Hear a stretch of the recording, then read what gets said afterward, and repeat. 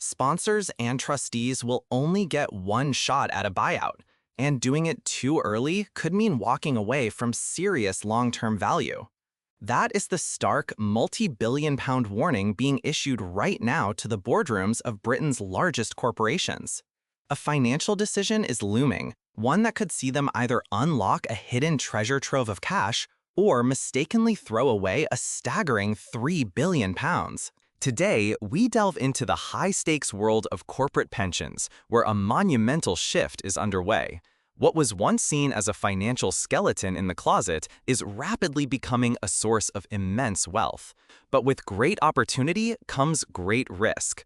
We are going to explore how a well-intentioned rush for safety could backfire spectacularly for the titans of the FTSE 350. We will reveal the colossal sums of money at stake, which could reach tens of billions of pounds, and uncover the counterintuitive strategy that experts say two-thirds of these companies should be adopting right now. And we'll ask the critical question: in this rush to unlock billions, who is truly looking out for the pensioners themselves? The answer involves a complex dance between corporate strategy, government intervention, and a simple, powerful virtue: patience.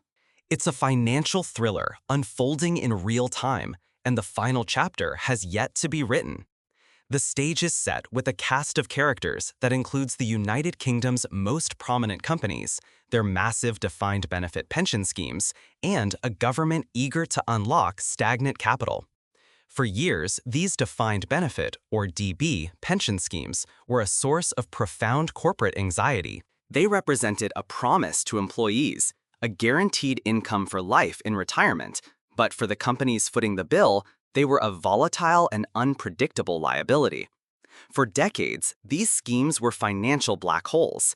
Finance directors would watch stock market fluctuations not with an eye on their company's share price, but with dread for what it was doing to their pension deficit. People were living longer than anyone had ever projected, meaning promises made in the 1970s and 80s had to be paid for well into the 2050s and beyond. This longevity risk, coupled with volatile investment returns, created a perfect storm of red ink on the balance sheets, a constant drag on corporate performance, and a source of perpetual anxiety. The goal for decades was simple: de-risk. Pay down the deficits, get the scheme to a point where it could be fully funded, and then, as quickly as possible, hand the whole thing over to an insurance company in a process known as a buyout. A buyout is the ultimate endgame. It takes the risk and the responsibility completely off the company's balance sheet forever. And with rising interest rates improving funding levels, that endgame is suddenly within reach for hundreds of firms. The temptation is immense. Trillions of pounds in pension assets are poised to be transferred to insurers in the coming years. It seems like the final, sensible step in a long and arduous journey. But what if this final step is a misstep?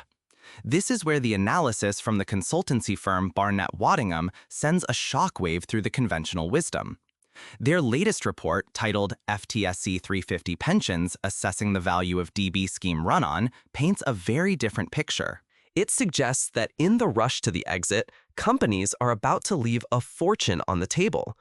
Barnett-Waddingham calculated that if every FTSE 350 firm simply continued with their current plans to buy out as soon as possible, the total surplus value available to them would be around £17 billion, a tidy sum to be sure. However, the report reveals a tantalizing alternative.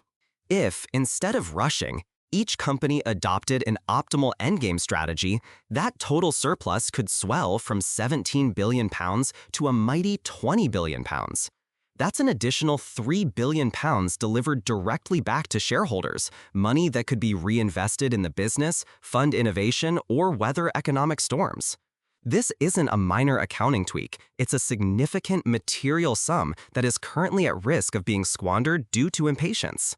But the story gets even bigger and much more complex. Adding a dramatic new dimension to this high-stakes decision is the government itself.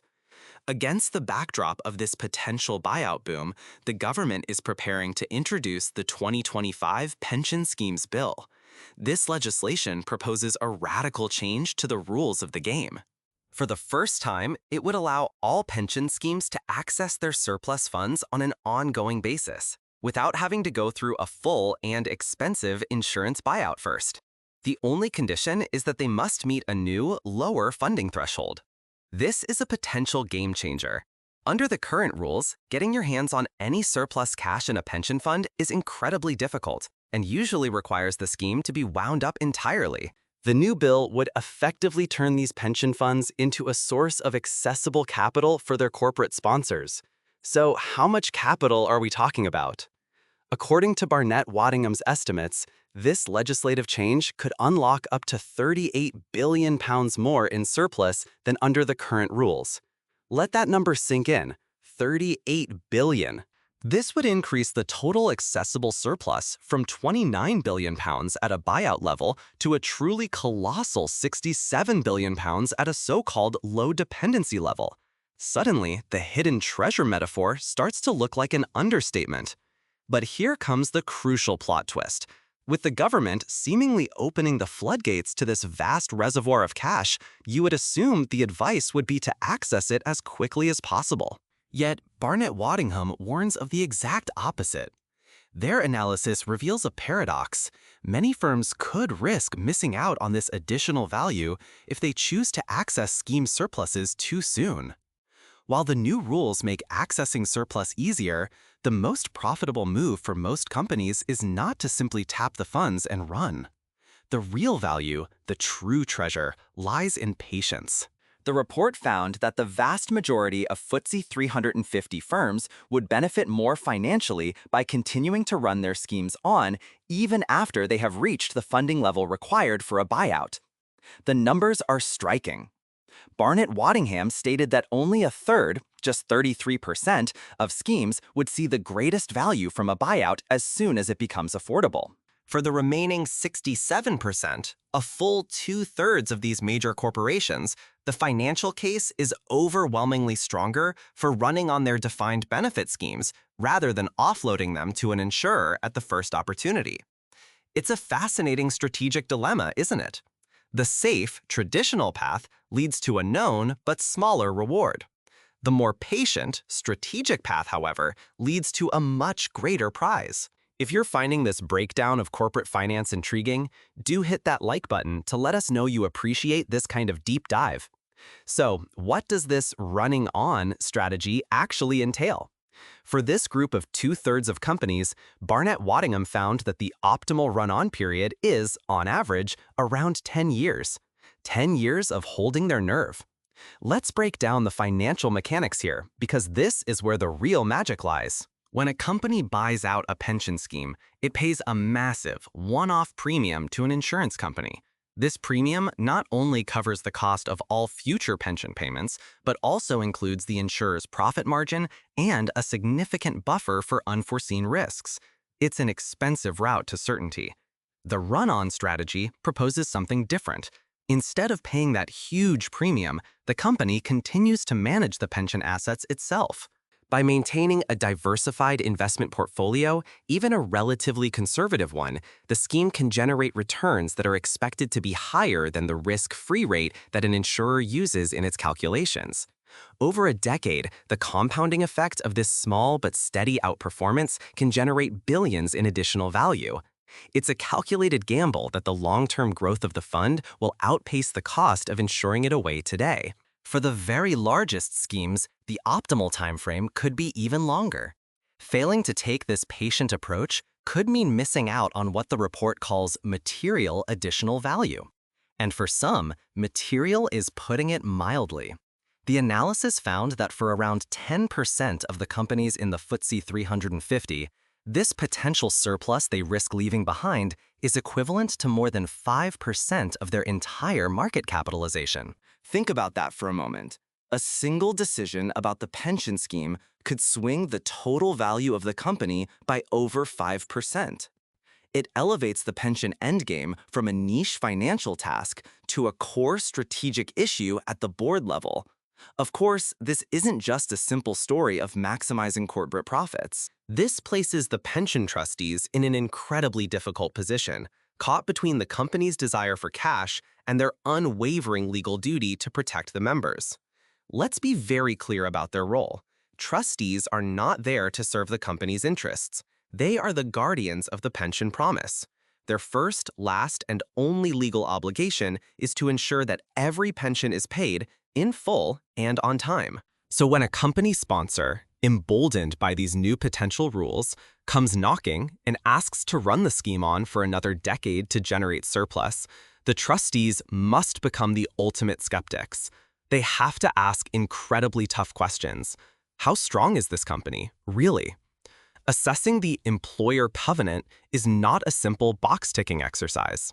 It's a deep, forensic analysis of the company's business model, its position in the market, its debt levels, and its prospects for survival and success over the next 10 to 20 years. They must look past the optimistic projections of the board and consider the worst-case scenarios. What happens if there's another global financial crisis? What if the company's industry is disrupted by new technology? The ghosts of past corporate collapses, like British Home Stores or Carillion, where pension schemes were left adrift, loom large in these discussions. The safeguards they must demand would need to be ironclad. This could include access to company assets as security, or agreements that lock down the funds if the company's financial health dips below a certain point. And then there is the moral and increasingly legal question of fairness. If the members are being asked to forego the absolute security of an insurance buyout to allow the company to generate billions in extra value, shouldn't they share in that reward? This concept of surplus sharing is becoming a central part of the debate. It could mean discretionary increases to pensions to help members cope with inflation, or even one-off lump sum payments. Negotiating this share would be a complex and potentially adversarial process, pitting the trustees against the very company that sponsors the scheme. Louis Cortez, a partner at Barnett Waddingham, summarized the situation perfectly, noting that these findings mark a significant shift in how FTSE 350 firms could soon view their DB pension schemes. He said, and I quote, "Once the financial skeletons in the closet, they are fast becoming hidden treasure, with financially material surpluses able to support growth, improve balance sheets and cash flow, and even mitigate the cost of the scheme." This is the crux of the transformation. The pension scheme is no longer just a problem to be solved, it's an asset to be managed. Curtis went on to explain that while the government's proposals in the pension schemes bill were welcome, they added an extra dimension of complexity to endgame planning. The game has changed entirely. As he put it, not only do sponsors and schemes need a plan for how to close deficits, they now need to reconsider what they do when they achieve full buyout funding. The old playbook is obsolete. For decades, the finish line was clear. Now, reaching the finish line only presents a new set of strategic choices, and the stakes for getting it right are higher than ever. For the majority of schemes, as Curtis emphasized, holding their nerve by delaying buyout for just a few years could be worth billions. It's a powerful message of restraint in a corporate world that often prizes decisive, swift action. The final warning from the report resonates with weight and finality. Sponsors and trustees will only get one shot at buyout, and doing it too early could mean walking away from serious long-term value.